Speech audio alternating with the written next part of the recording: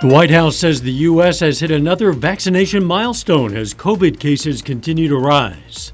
A look at the mental health toll the pandemic has taken on local healthcare workers. Senators are working towards a final vote this week on the physical infrastructure package. I'm Natalie Brand on Capitol Hill with the details of what's in it. The 4 states' most watched news starts now. President Biden says 70% of U.S. adults are now at least partially vaccinated. This is KOIM News at 5. The 70% mark is a goal the White House hoped to hit by the 4th of July. The increase in vaccinations comes as new data shows COVID-19 hospitalizations have tripled nationwide since last month, mostly because of the highly transmissible Delta variant. After battling the COVID-19 pandemic for well over a year, healthcare workers continue to feel burnt out from long hours and adapting to some new medical situations. As cases rise in the area, healthcare workers at Mercy Hospital in Joplin say they haven't been able to find as much rest or recovery due to the stress of taking care of COVID-19 patients on top of their own patients. Mercy says they've brought in nurses from outside of Joplin to give their staff time to rest. The COMPASSUS hospice program in Northeast Oklahoma is looking for volunteers to help comfort and support patients and their families. The program is looking for 2 types of volunteers. The first is non-medical volunteers who can donate their time to provide companionship, run errands, and prepare meals for patients. The second is veterans who can connect with the program's veteran patients. Really gives them a basis to kind of start working from, develop that relationship that sometimes has to develop quickly, depending on our patient's situation. And so it just kind of makes the process go a little quicker if we can match folks with similar interests. Volunteers will be able to decide when to help out to best fit their schedule. Some area voters are going to cast their ballots tomorrow on local issues. Voters in Jasper County, Purcell, Carthage, Joplin, Oronogo, and Avila, Missouri, as well as Cherokee County, Kansas, will all have items on their ballots. There are no offices to fill. The elections are just over issues, mostly tax questions. Polling places open in Missouri at 6 a.m., stay open until 7 p.m. In Kansas, polls are open from 7 to 7. We're going to have the latest numbers on our website, KOIMnewsnow.com. The relatively cooler weather continues. Checking in with Doug Henny. Yeah, it feels pretty good out there the past couple days since we had the cold front that rolled through Saturday evening. Of course, we got showers and thunderstorms, but since then, it's been pretty good. We do have the cumulus clouds out there right now, and there have been a few spotty little showers, mainly to the east of the region. You really have to travel south before you find any widespread showers or thunderstorms. Temperature is pretty good. Look at this, anywhere from 81 to 82 to about 83 or 84 degrees in our western counties, but we don't really have any humidity, so we don't have much of a heat index across the region. And we're going to continue to see the nice weather conditions at least over the next couple days. Through the evening, we drop back through the 80s, 70s, all the way down into lower 60s once again later on tonight, but the heat will return. We're going to look at that here in just a bit. Catch you then. The Senate introduced the text of the roughly $1 trillion bipartisan infrastructure bill last night. A bipartisan group of senators hammered out the final details of the bill, which could be passed this week. Reporter Natalie Brand has more details from Capitol Hill. The Senate is on track to vote on the roughly $1 trillion infrastructure bill this week after weeks of negotiations. Our colleagues' draft text provides a good and important jumping-off point for what needs to be a robust and bipartisan process out here on the floor. The bill includes new funding to fix roads and bridges, public transit, to expand broadband internet access, and to upgrade the water system. While creating millions of new jobs, a lot of them without college degrees at the same time. The bipartisan legislation does not raise any new taxes, but is paid for largely by redirecting unused COVID relief money and by enforcing tax laws, including on cryptocurrencies. This is a bill which is paid for and that gives the American people say they desperately need, and that is an upgrade in our infrastructure. Senate Majority Leader Chuck Schumer says as soon as the physical infrastructure bill is passed, Democrats will take up the $3.5 trillion budget resolution focused on what they're calling human infrastructure, such as childcare. If the Senate does not pass the reconciliation bill, we will uphold our end of the bargain and not pass the bipartisan bill until we get all of these investments in. Some moderate Democrats say the House should vote on physical infrastructure regardless of the reconciliation bill. I've always believed that everything should rise or fall on its own merits. Democrats need the support of moderates such as West Virginia's Joe Manchin and Arizona's Kyrsten Sinema to pass the reconciliation bill in the Senate without GOP support. Natalie Brandt, CBS News, Capitol Hill. Senator Sinema has said she's open to the budget bill, but not at the current $3.5 trillion price tag. Senator Mnuchin says he's worried about more debt contributing to inflation.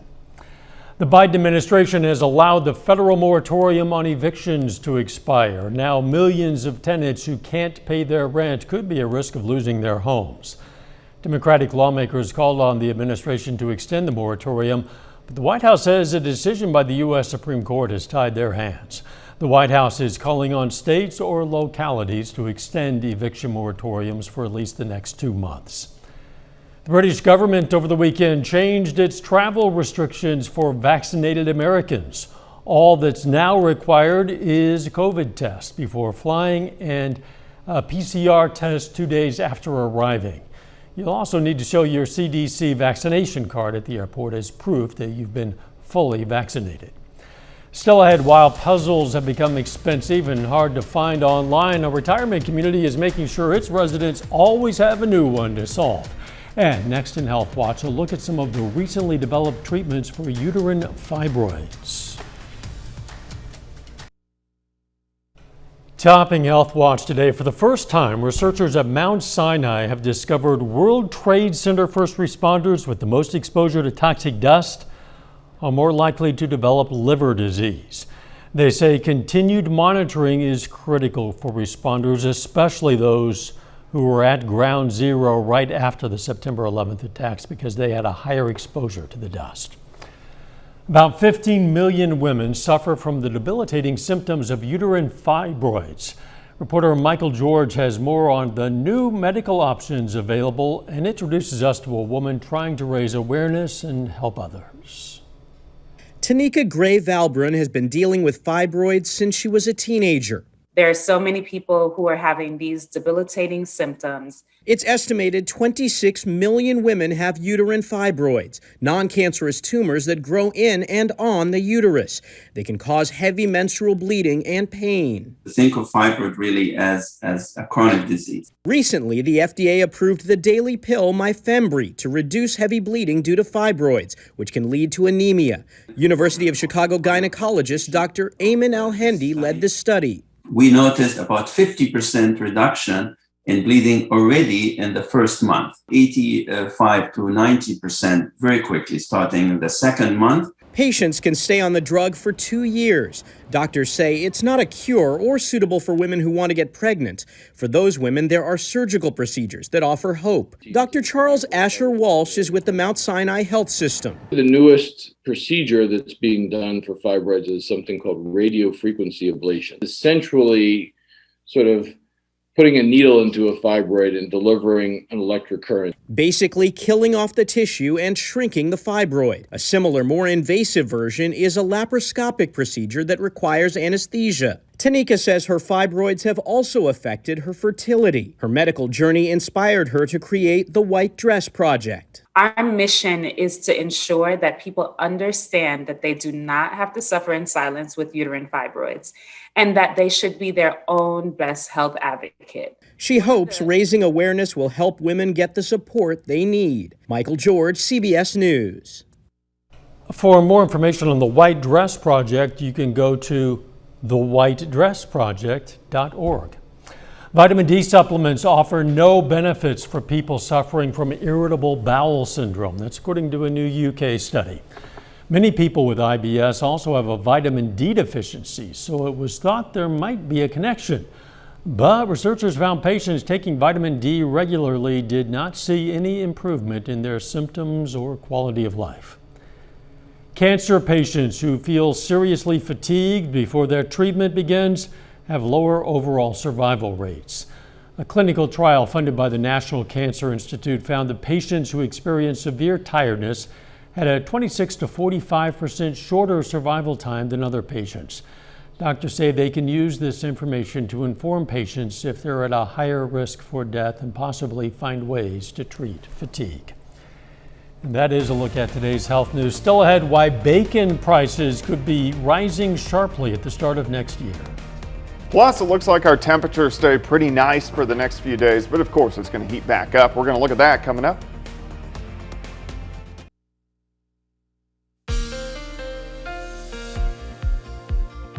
Well, it's turned out to be another nice day for us today. Temperatures pretty good over the past couple days, much cooler than what we saw last week when we were well into the 90s with the very high heat indices. But temps look good for the next couple days. We are going to heat back up late this week and toward the weekend. Tonight at 9 and 10, we're going to do the month-long forecast. Of course, you can always check out my blog, KOAMnewsnow.com. Smoke has returned, of course, due to the wildfires out to the west. So once this cold front rolled through a couple days ago, we get the northwesterly winds and it brings that smoke in from the northwest. So we're going to have that kind of hazy evening, hazy sunset again. And as we go into tomorrow, still much of the same. And then once we get southerly winds, by the time Wednesday rolls around, then that smoke will start to exit the region and kind of clear out, and our air quality will get a little bit better by the time we head into, let's say, the second half of this week. Temperature's great. 81 Nevada, 83 in Anderson, 84 Veneta, Chanute sitting at 84.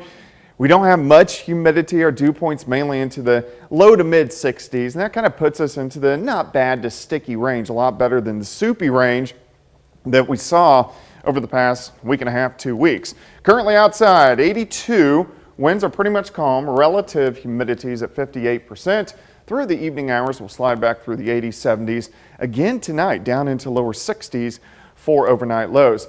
Not much going on here. We've had a few spotty little showers out to our east and then mainly down through northwestern parts of Arkansas, but most of us have been dry, more the persistent rain down across Texas and Louisiana as we are kind of dominated by this big dome of high pressure, kind of ushering in those cooler temperatures across the region. Next little wave, southwestern parts of Canada. This will affect us by Thursday and at least give us a few scattered showers and thunderstorms. Until then, we look pretty good. Lower 60s tonight. Another nice day tomorrow.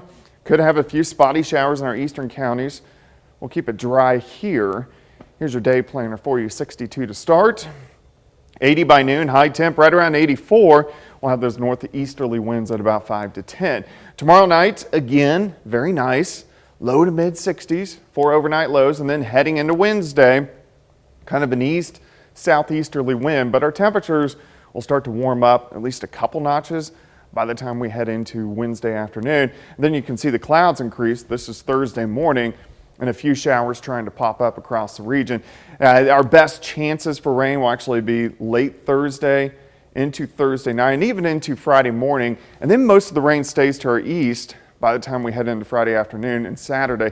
Look at the temps though, well into the 90s. Once again, Saturday and Sunday, plus the humidity is going to return again. 84 tomorrow, 86 on Tuesday. Oh, my days are messed up. 86 on Wednesday, and then you can see the heat really returns once again by the time we head into the weekend. Yeah, it's a nice break from the intense heat. Unfortunately, it can't last forever. Yep. Thanks, Doug. Coming up, video calling service Zoom settles a lawsuit over privacy concerns. First, though, we honor a local veteran. Travis Hoover served in the U.S. Air Force. His hometown, Joplin. And we are proud to salute Colonel Travis Hoover, a four-state hero. You can learn about lots of other heroes from all across the 4 states. You can also submit a hero anytime. You're looking for veterans or currently serving service members, just go to our website. That's KOAMnewsnow.com. Topping today's Consumer Watch, the price of bacon may go up at the start of next year. Oh no, not the bacon. In 2022, California is going to begin enforcing an animal welfare proposition that was approved by voters in 2018. It requires more space for breeding pigs, egg-laying chickens, and veal calves. According to the Associated Press, a consulting firm hired by opponents of the new law estimates that bacon prices could rise by as much as 60%. Zoom has reached an $85 million settlement over privacy concerns. A lawsuit claimed the company violated users' privacy rights by sharing personal data with Facebook, Google, and LinkedIn. It was also criticized for Zoom bombing when a hacker joins a video call. Zoom subscribers who were part of the class action lawsuit could receive $25 or 15% refunds on their subscriptions. Supply has not kept up with demand on many goods and services in the U.S., leading to higher prices on pretty much everything. But there's one retirement community in southern Utah that won't ever have to buy a puzzle again. Reporter Elise Preston explains. Just one box is never enough for Cheryl Rasmussen. For the past year, she's been loading up jigsaw puzzles from the selection in her neighbor's garage. One in particular made pandemic isolation more bearable. It was an under the sea, so it was all kinds of fish and stuff, and it took me forever. This is the Sun River Community Puzzle Exchange, created by Lindy and Rob Hilton. And it's the place to be the second Monday of every month. It's like the blue light special at Walmart.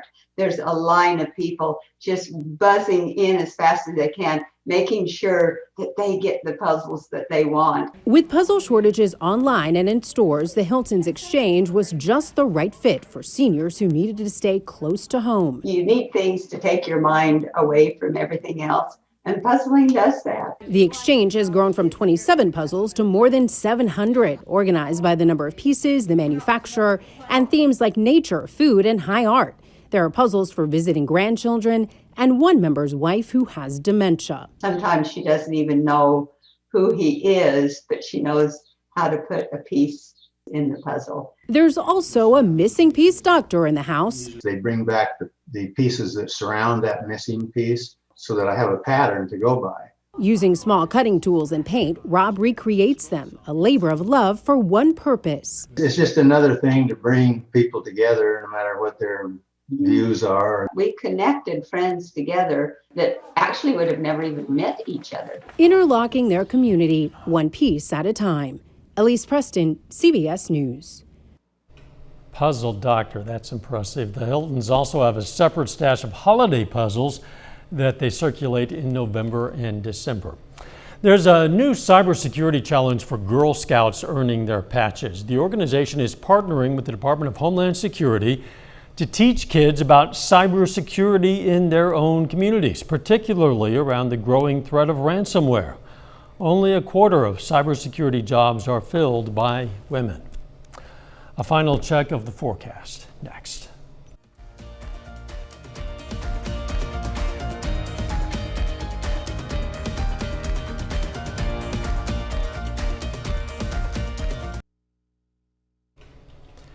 The CBS Evening News is next. Then on KOAM News at 6, an update on COVID-19 case numbers at some area hospitals. Plus, we're going to hear more about the mental health toll the pandemic has had on area healthcare workers. And contact tracers in St. Louis investigate whether anyone was infected with COVID-19 during a county council meeting over mask mandates. Stay with us for the CBS Evening News, then KOAM News at 6. Animal life may have existed on Earth tens of millions of years before most scientific evidence shows. Geologist Elizabeth Turner recently discovered the fossil of a sponge in rock samples in northwestern Canada. Now, scientists say the primitive animal's remains could be as much as 890 million years old. That would predate it from similar fossils by 350 million years. Turner believes sponges lived in reefs in Earth's oceans at the time. Experts say her discovery could provide a glimpse into the earliest marine animal life on Earth. It's amazing that it's even possible to glimpse that far back in time. Yeah. It's really beyond our comprehension almost. It really is. The weather going to stay okay for a few more days. Yeah, it looks pretty good. Nice night tonight. We'll drop back lower 60s, 84 tomorrow. So tomorrow, pretty much a carbon copy of what we are seeing for us today. 86 on Wednesday and Thursday, but some scattered thunderstorms, especially Thursday afternoon and Friday morning. And then here comes the heat for the weekend. Thanks for joining us. We'll see you right back here for KOAM News at 6. Let's make it a great evening.